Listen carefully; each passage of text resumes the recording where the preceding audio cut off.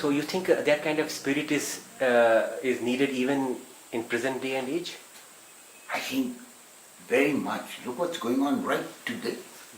This huge referendum or whatever it is that is happening in England, to be or not to be in the European market, what in that entails.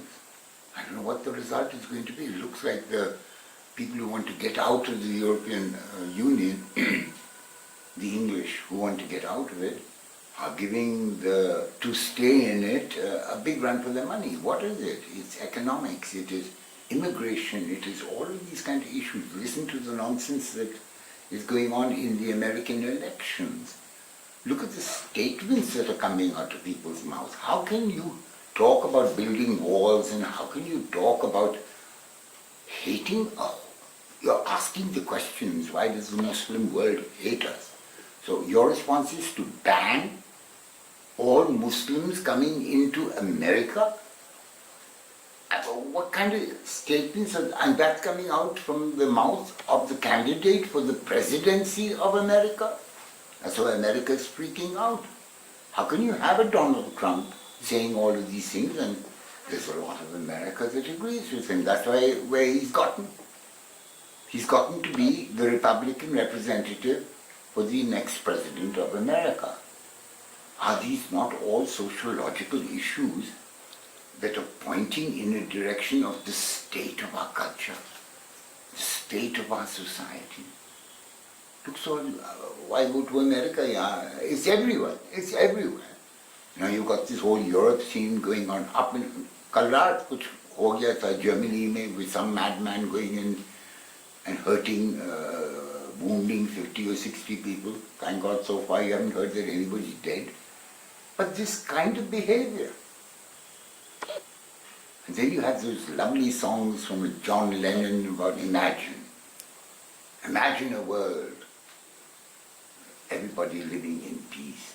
What beautiful messages. It's not time that people hear those things again. Now you've got all of this madness going on in India. I think in many, many ways, whatever the current government is talking about are not bad things, but they're also allowing a lot of really dirty things to happen.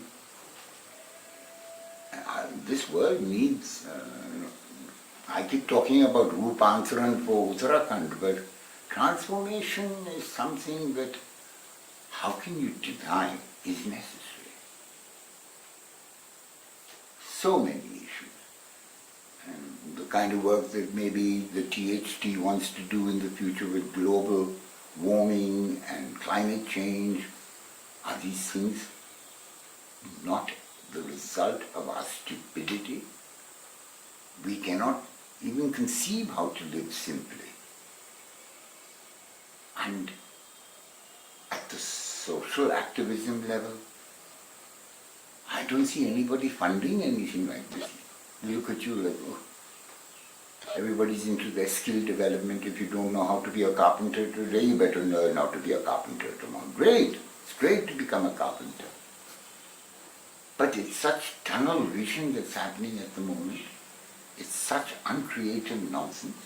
Have you heard of the obscene salaries that are paid to social workers in the lakhs of rupees per month? Come on, yeah, what kind of a society? Just a money-grabbing, monetary kind of society. No caring, no affection, no love. No, I've got to have this person. No, no question of that. I'll kick it down. Look at your education thing. It's really crazy, Hamare Desh mein. They can quite glibly talk. If you listen to all the sounds, India is really shining again.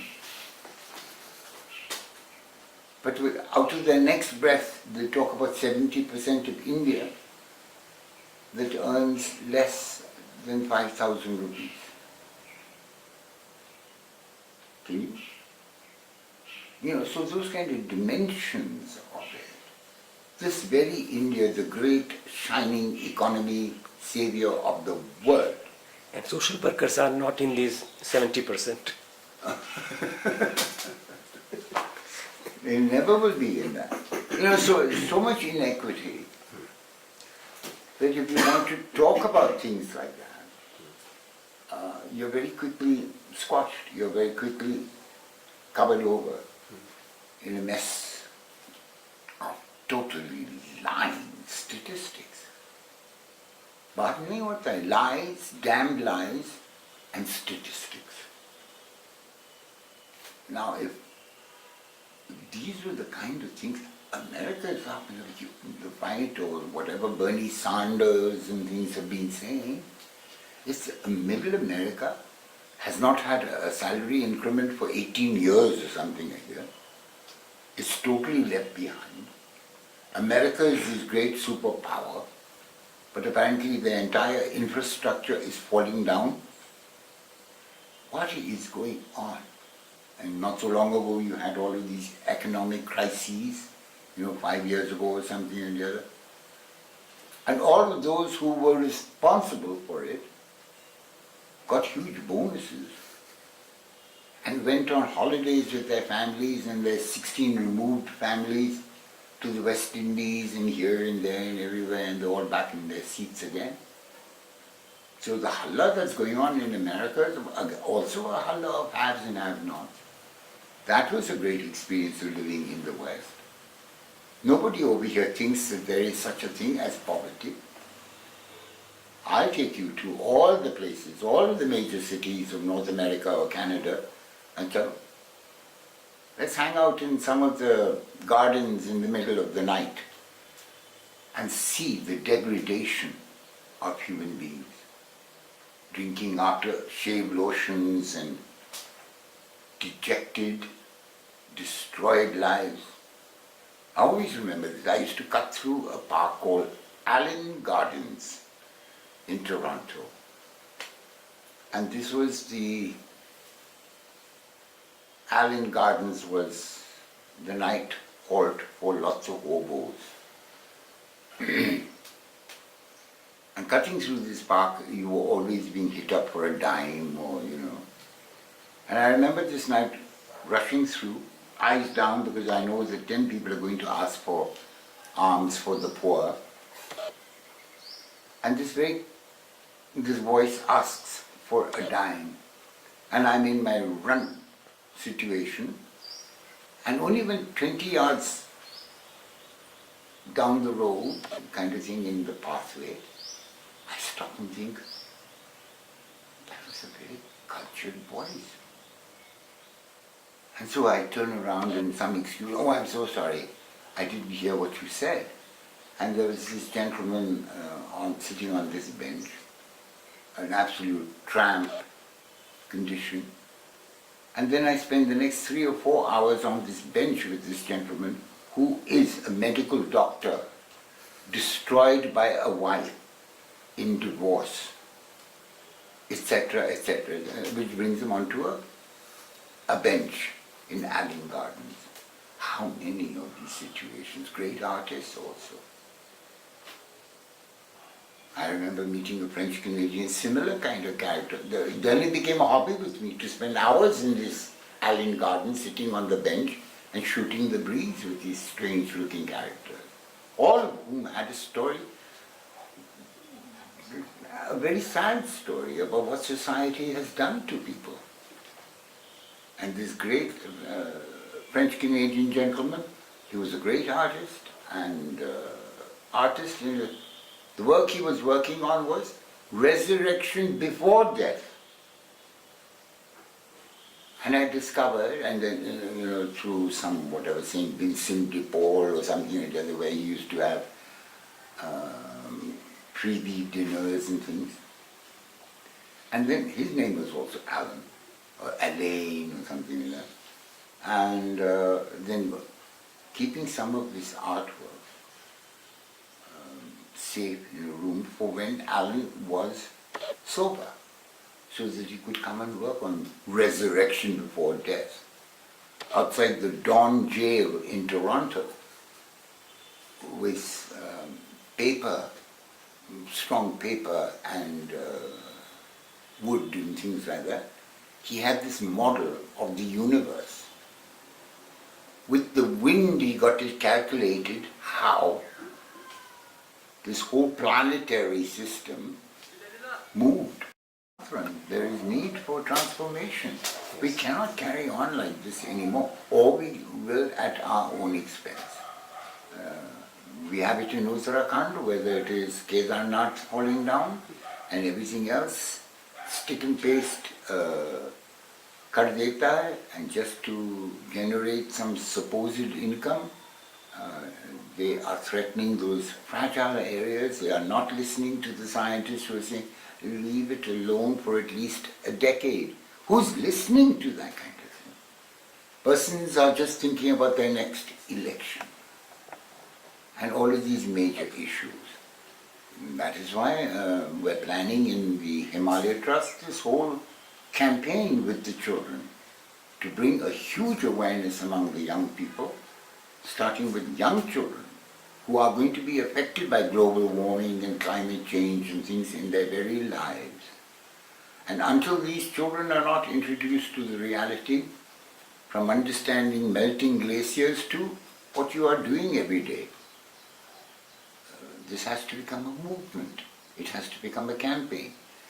Regrettably, aajkal, the climate of intolerance that people are talking about in India, yes, a lot of India is scared to say anything for fear that they are going to be seen as some kind of conscientious objectors to a local or national government, which is not the case.